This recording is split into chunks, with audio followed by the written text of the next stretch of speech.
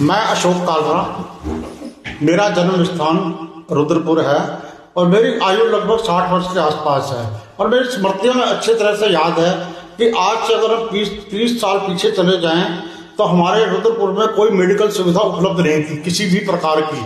सिर्फ जो है होम्योपैथिक दवाइयाँ या आयुर्वेदिक दवाइयाँ या फिर थोड़े बहुत जो है आयुर्वेदिक के चिकित्सालय थे, जहाँ पर हमको अच्छी तरह से याद है कि माता जी हमको ये तुलसी की चाय तरह तरह के उसके अंदर अदरक वो चीज़ें डाल करके हमको पिला देती थी। बदलते मौसम के साथ साथ खांसी, जुकाम, बुखार, उल्टी, दस्त जो भी चीज़ें होती थी तो इन छोटी छोटी चीज़ों से हमारे को ठीक किया जाता था। वैसे तो ये अपने आप ही ठीक हो जाते थे, तो भीड़ चोटें भी लगने पर हमारे ऊपर तरह तरह की पट्टियाँ लगा करके और हमको ठीक कर दिया जाता था। लेकिन आज मेडिकल सुविधा बहुत तेजी के साथ बढ़ गई है, लेकिन हमारे ऋषियों ने हजारों साल पहले जो खोज करी थी उसको कहीं ना कहीं चूक हुई है। उन्होंने फेस बताया लोगों को और उसको धर्म के साथ जोड़ते चले गए। आज हमारे जितने भी वैज्ञानिक हैं वो मेडिकल रिसर्च वाले भी सब जांच करके बता रहे हैं आपको कि जितनी भी दवाइयां हैं वो आपकी इम्यूनिटी को कमजोर तो करती हैं साथ में, लेकिन जरा से खांसी, जुकाम, बुखार होने पर एंटीबायोटिक दवाइयां खाने पर आपके शरीर को घातक नुकसान पहुंच रहे हैं। इसी प्रकार से हमारे ऋषियों ने भी बताया था कि लहसुन और प्याज ये दोनों औषधियां हैं। इसका जितना कम उपयोग करेंगे, मंगलवार नहीं खाना, शनिवार नहीं खाना, बृहस्पतिवार नहीं खाना, जितना कम उपयोग करेंगे उतना ज्यादा प्रभाव आपके ऊपर, शरीर के ऊपर पड़ने वाला है। और ये सारी की सारी चिकित्सा पद्धतियां हमारे लिए इतनी उपयोगी थी कि हमारे ऋषियों ने जिस चीज की भी खोज करते चले गए उसको धर्म के साथ जोड़ते गए। हम कोई पेड़ हमारे लिए बहुमूल्य था, कोई पौधा हमारे लिए बहुमूल्य था, चाहे वो तुलसी का हो, पीपल का हो, बरगद का हो, पहाड़ हो, जंगल हो, नदी हो। आज मैं नदी की बात भी करता हूं कि हम लोग आज देशों में देखते हैं कि लोग समुद्र के किनारे रेत में लेटे रहते हैं कपड़े कम पहन करके, और हम उनको देख के हम सोचते हैं कि ये तो क्या कर रहे हैं। लेकिन हमारे ऋषियों ने हजारों साल पहले खोज के बता दिया था कि आप नदी के किनारे गंगा नदी में स्नान करिए। उनको धर्म के साथ जोड़ा ताकि धर्म की आड़ में आदमी, पहले तो लोगों के दिमाग में धर्म का भय भी बहुत होता था।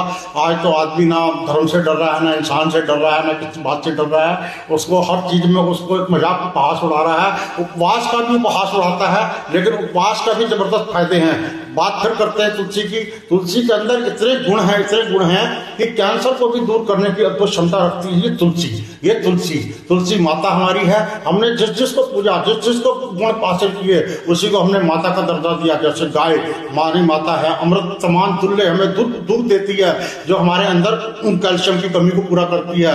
और जो धूप पे नदी के नहाने की मैं बात कर रहा था, आज एक रिपोर्ट सुन करके आपके पैरों से जमीन निकल जाएगी कि इस समय भारत के अंदर 60% से ज्यादा लोगों के अंदर विटामिन डी की कमी से जूझ रहे हैं। उसका कारण क्या है? उसका कारण यही है कि हम सारा दिन ऑफिस में बैठ करके, घर में बैठ करके, बंद कमरों में बैठ करके कोई एक्टिविटी बाहर नहीं कर पाते हैं, धूप में नहीं जा पाते, और ना सुबह उठते हैं, ना कोई काम करते हैं, ना योगा, ना प्राणायाम। सिर्फ हमारा काम सिर्फ 2 चीजों पर रह गया, एक खाना और एक सोना। खाने और सोने पर आधारित है या फिर पैसा कमाने में व्यस्त हैं हम लोग। लेकिन ये मानव का जन्म, मानव का शरीर 84 लाख योनियों के बाद मिला है। डरा करके उन्होंने बताया है कि भैया एक बार मिला है, दोबारा नहीं मिलेगा। कब मिलेगा, कहाँ मिलेगा, इसका कैसे उपयोग करना है आपने जीवन में, आप इसको जो है निश्चित तौर से आप इसको शरीर को, अगर आपका शरीर स्वस्थ है और आपका मन स्वस्थ है तो काम, धर्म, अर्थ, मोक्ष किसी भी चीज को आप जीते जी स्वर्ग में रह सकते हैं। और अगर आपका शरीर और मन स्वस्थ नहीं है तो आपके लिए जीते जी नरक है। इसलिए शरीर के स्तंभ को सबसे ज्यादा मजबूत करने पर बल दिया गया है, और मन के स्तंभ को। ये सारे धार्मिक कर्मकांड, क्रियाकांड जितने भी बनाए गए हैं, विचारों में पवित्रता, जीवन में शांति, आनंद, खुशी, प्रसन्नता, समभाव, निडरता, मन के ऊपर बहुत काम किया। आज लोग वैज्ञानिक बने बैठे हैं, आधुनिक विज्ञान की बात करते हैं, लेकिन ये सारा विज्ञान काम करता है और ये बहुत अच्छा है। मैं तो खुद भी अगर थोड़ी सा भी मेरा हेल्थ खराब होती है तो मैं खुद तो डॉक्टर के मत्था टेकने पहुंच जाता हूँ। ये हमारा अमर जो का प्रोस्पेक्टर है उसमें भी लिखा हुआ है कि अगर आपको कोई रोग है तो आप चिकित्सक से सलाह करते रहे, बिना चिकित्सक के दवा की कोई सलाह ना छोड़िएगा।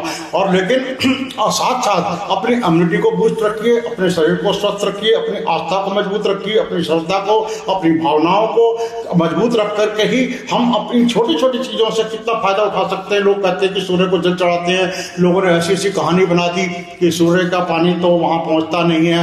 ये बात तो हम भी जानते हैं। हम भी रोटी खाते हैं, पूरा दिमाग रखते हैं, हिंदू लोग भी रखते हैं, सब रखते हैं, लेकिन सूर्य को जल देने का समर्पण की भावना है, यानी कि जल बनाया है सूर्य देव ने या परमात्मा ने, हम उसकी चीज उसी को समर्पित कर रहे हैं, और समर्पित की भावना हमारी जागृत तो हो ही रही है। लेकिन आंखों में से जाकर के आंखों की रोशनी, आज अगर आप देखेंगे तो आंखों की समस्याओं से बच्चे से लेकर के बूढ़े तक कितनी समस्याओं से जूझ रहे हैं। आपके एक बार को आपका दिमाग हिलने लगेगा, लेकिन आंखों की रोशनी को ठीक करने के लिए और विटामिन डी की प्राप्ति के लिए सुबह सूर्य को जल चढ़ाना या सूर्य मॉर्निंग कॉल उठ करके अपनी आंखों को झपकाना, ये इतना लाभदायक है। आज हमारे सारे के सारे जितने भी रोग हैं, चाहे वो शारीरिक है या मानसिक हैं, वो सारे के सारे हमारे जो है हमारी लाइफ स्टाइल की वजह से गड़बड़ हो रहे हैं। हम इस लाइफ स्टाइल को सुधारते हुए आज तुलसी विवाह और तुलसी पूजन के दिवस पर ये संकल्प करेंगे कि नित्य प्रतिदिन योग साधना चिकित्सा जैसा कोई ना कोई शरीर को एक्टिविटी कार्यक्रम रखने वाला हम अपनाएंगे। और इसी के साथ में आपको तुलसी दिवस और तुलसी विवाह की हार्दिक शुभकामनाएं और बधाई देता हूं। धन्यवाद, थैंक यू।